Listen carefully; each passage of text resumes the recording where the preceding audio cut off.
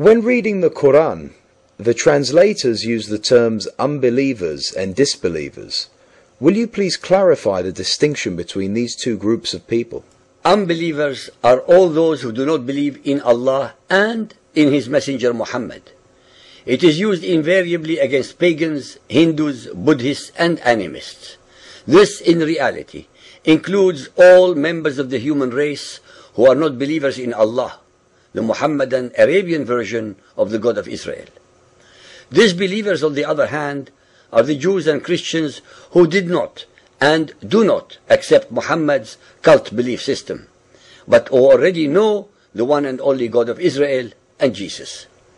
Muhammad and his Quran had declared total and unremitting war 1400 years ago against all of humanity unless and until they are all converted, subjugated, or slaughtered. The Quranic verses are very clear, precise, unambiguous, deadly, and totally immoral and disgusting. If the Almighty wanted humanity to believe in Him and only Him, He would have easily programmed them to grovel to Him forever. The Almighty does not need either Muhammad nor his ignorant and murderous followers to force humanity to believe in Him. To suggest that He does is the ultimate profanity and blasphemy. Chapter 2, verse 190. Fight in the cause of Allah. وَقَاتِلُوا فِي سَبِيلِ اللَّهِ, those who fight you. 191. And slay them. وَاقْتُلُوهُمْ, wherever you catch them. 193. And fight them.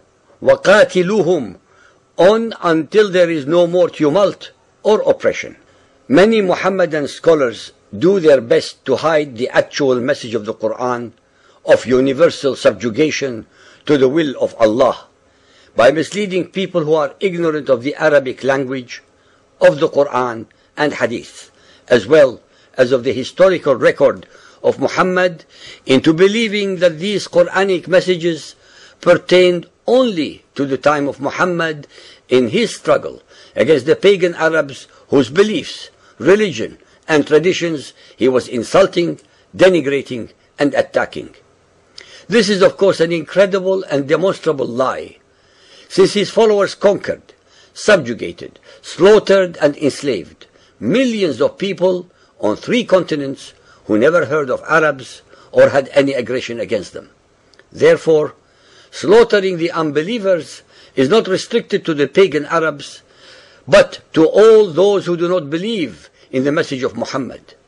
All Hindus, Zoroastrians, animists, Christians, polytheists, Buddhists, Jews, etc., anywhere and everywhere on earth. Chapter 4, verse 76. Those who believe fight in the cause of Allah. يُقَاتِلُونَ فِي سَبِيلِ اللَّهِ. And those who reject faith fight in the cause of evil. يُقَاتِلُونَ فِي سَبِيلِ الطَّاغُوتِ. So fight ye, فَقَاتِلُوا, against the friends of Satan. Those who reject faith are obviously all humans who do not follow Muhammad or his message. Chapter 5, 51. O ye who believe, take not the Jews, Yahud, and the Christians, Nasara, for your friends and protectors. They are but friends and protectors to each other. And he amongst you that turns to them for friendship is of them. Chapter 8, 55. For the worst of beasts in the sight of Allah are those who reject Him. They will not believe. لا يؤمنون. Chapter 8, 67. It is not fitting for an apostle that should have any prisoners of war until he has thoroughly subdued the land. Allah, the God of Muhammad, the most merciful and compassionate, forbids Muhammad from taking prisoners of war from among the unbelievers. Allah would rather have them slaughtered by Muhammad and his thugs. Chapter 9, verse 5. But when the forbidden months are past, then fight and slay, فَاقْتُلُوا, the pagans, mushrikina, wherever you find them, and seize them, beleaguer them, and lie in wait for them in every stratagem of war. Chapter 9, 29. Slaughter. قاتلوا those who believe not in Allah, nor the last day, nor hold that forbidden which has been forbidden by Allah and His Apostle, nor acknowledge the religion of truth, that is Islam, even if they are of the people of the book, until they pay the jizya with willing submission and feel themselves humiliated.